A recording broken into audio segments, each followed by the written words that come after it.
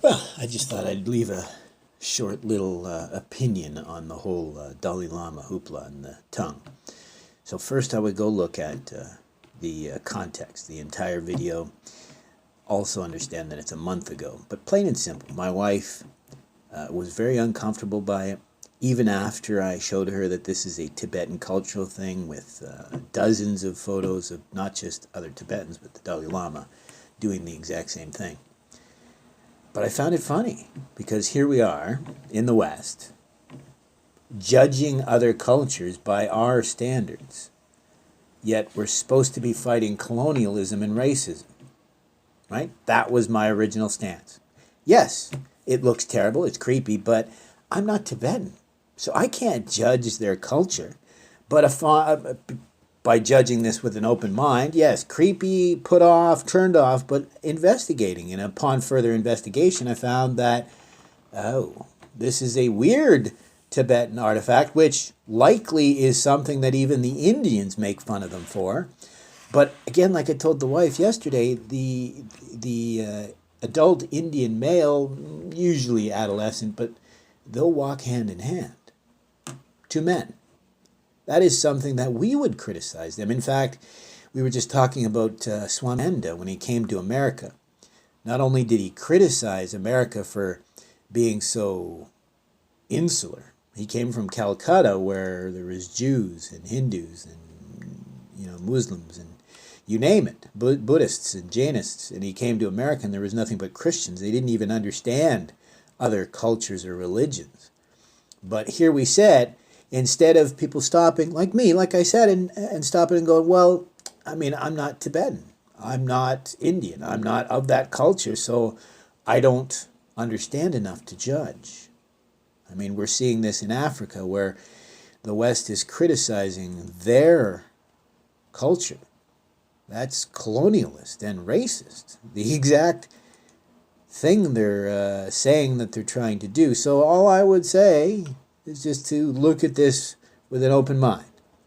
If our goal is to understand, this is all really quite ridiculous. Long story short, what we're seeing here is, I'm going to be crass. When our world leaders are guilty of arguably the actual act that they're accusing the Dalai Lama of, and that's not in the media, I find it telling that something that, yes, looks cringe, very uncomfortable, is all the media, but never once is anyone discussing it with Tibetans. So just very simply, I pulled up two videos, response videos by actual Tibetans. And they both were shocked by this response because, again, cultural. Right? This happened over a month ago and nobody within the community was bothered by it.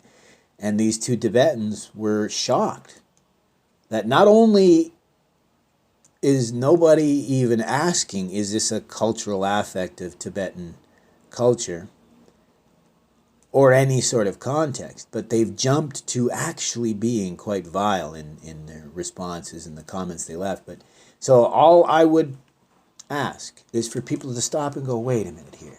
So we're all criticizing an event which we've already seen has been edited, as we say. What's that term nowadays in media?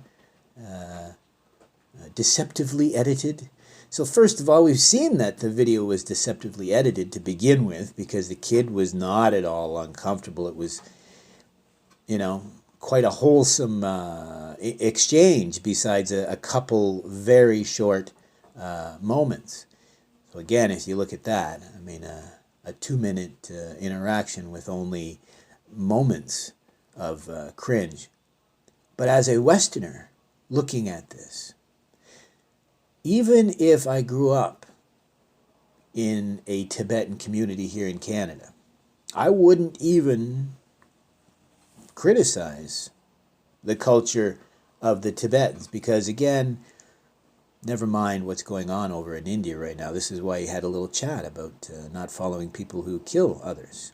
because right now there's a whole resurgence of violence and threats of violence all over India. But the Tibetans, not only are they disenfranchised from their country and their culture, they've been living in India for almost 100 years. So their culture, identity, separated. This is this argument I've been making about almost every culture. We saw that with the Irish. Right? They had a revolution in the 1800s, which failed. They did it again in the early 1900s. And when they finally tried to heal the divide, which is, spoiler, still not divided, they tried to respect the culture and give birth to the culture again. But instead of understanding that the culture is more than just the language, the culture is the people and their traditions, their rituals, and their affects, not just the language. It took them another 50 years after that to realize that just teaching the language is not going to heal this divide between identity and culture. And so when our stated aim is to reduce racism and misinformation and colonialism and apartheid and all these other, none of us stop and wait and go, oh, wow, we've actually had an entire history of this where we're judging other cultures and communities based on our own mores. I mean, arguably that's why they're burning down churches nowadays, because the Christians thought they knew better than some of these cultures, when arguably that's the final nail in the coffin in this story, is that the cultural erasure of the indigenous people in North America is a tragedy that we should use as example, because just like the Tibetan tradition, most of our troubles today arguably could be healed by the lost traditions of the North American indigenous people. This teaching that we're all from the same source, right? Which is the same teaching that the Tibetans, arguably one of the greatest history of people living a life of service. I was reading a book about St. Augustine, who's one of the Christian church fathers. And in the book, they talked about thousands of monasteries over the entire history of Europe. But in Tibet, there was 10 times that many. In a population a fraction the size of Europe. Never mind the fact that they were low on natural resources. So to support that many people in monasticism is quite a feat. But see, I run into this myself. It wasn't until joining social media and then actually interacting with your average people that sometimes I don't think about how crooked and conniving many people can be. I mean, arguably there's that, the person that smelt it dealt it, right? It's the same saying, right? If you see, well, actually it was Dee Snider who said this when he, appeared before Congress, talking about sadism and Satanism and masochism and all sorts of horrible stuff in songs and music.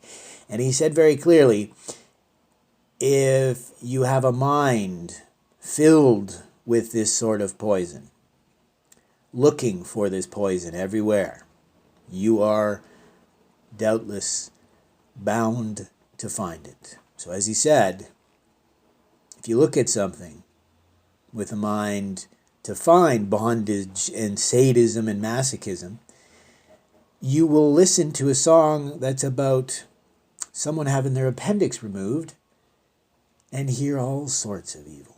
So, I mean, the same story can be said here. If you'll watch an interaction between the Dalai Lama and a child, cringe as it may be to us, it shocks me that we haven't learned, with all of this progressive attitude we proclaim to endorse and share, that we don't stop and right away are more curious and judgmental and wonder, are we missing something? Is there a narrative being put forward? Is there knowledge that we're missing? Right? I mean, there's this expression we've been talking about that maybe we're all failing at not just learning how to think, but there's this affect that supposedly used to be rare, that you don't know what others do or don't know. Right? That's something we're supposed to grow out of as a child. We're supposed to learn that others don't know what we know. They don't understand, or they don't have the same perspective as we do. Right? So this is that lesson that I keep talking about. It goes back to the Upanishads, right? That we're on an individual journey, but we can see others within ourselves. So it's twofold, right? We should look at others with, what would you call that? A grain of salt, right? Maybe we're missing something, maybe we don't understand something, but more importantly, most of the time, it seems, tell me if I'm not wrong, people, when they get really upset about something like this, it tends to be something about themselves. I mean, it's Carl Jung's psychology. It's shadow work, because most people are upset about dishonesty or degeneracy because it's an aspect of themselves that they dislike.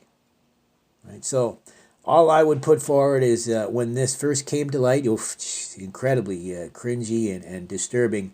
But that was the original video, right? What's the term that we... well, it was deceptively edited.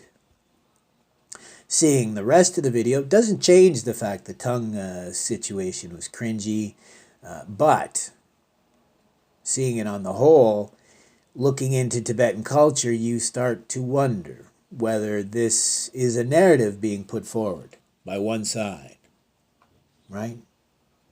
Might be this, might be that, it might be a bit of both, or it might be something else. Did I miss anything? Mm-mm.